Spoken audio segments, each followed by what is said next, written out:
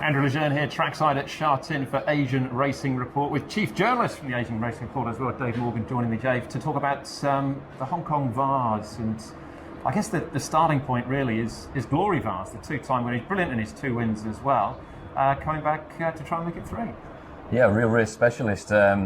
We know what he's done previously. Obviously, he's a bit older, 7 years old now, but seeing him the last couple of days, he really looks well. Looks big, strong, healthy in his coat. Joe we know, seemed to be very pleased with him after his gallop.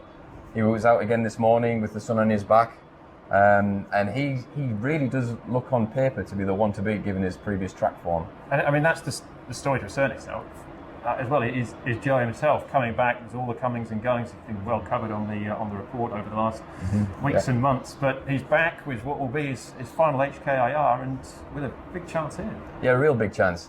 I mean, the question really is he the standout? And on paper, you'd think he probably is. But you know, there's one or two others that we've got to take a look at. And being 7 years old really is the question in my mind. Has he got that zip that he's going to need when he needs it? As we've seen it before.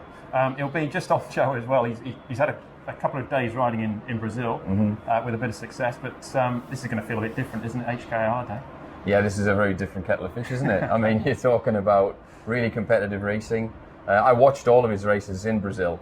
Got up quite early in the morning to do that, and it is very different standard.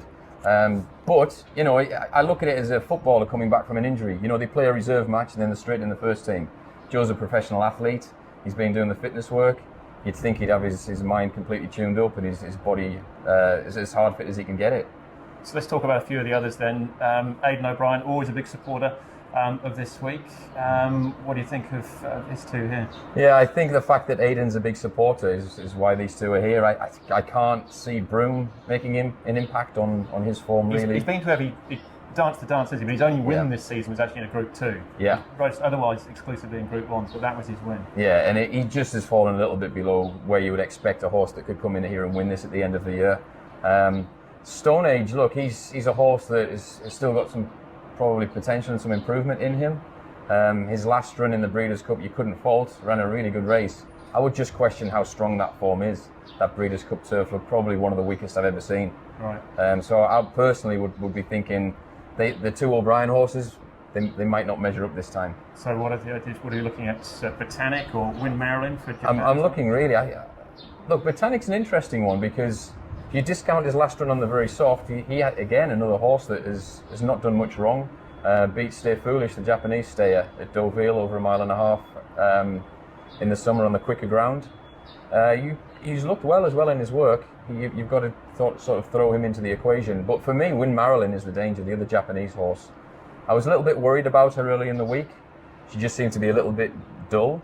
But the more I've looked at her, she's not the kind of horse that's going to turn your head. I think maybe that's just what she is. And today, with the sun on her back, she certainly looked a bit better. And the form that she brings in, she reminds me, you know, these mares that we've seen from Japan in recent years.